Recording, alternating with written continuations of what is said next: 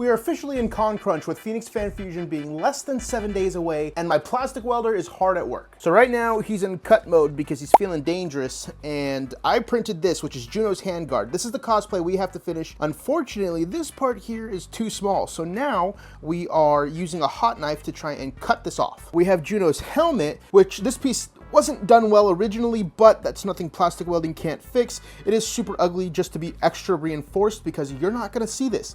It's gonna sit right here, boom, there will be nothing in between. But I guarantee you, this is a battle that we're gonna win, so follow along and you will see this cosplay in action at Fan Fusion.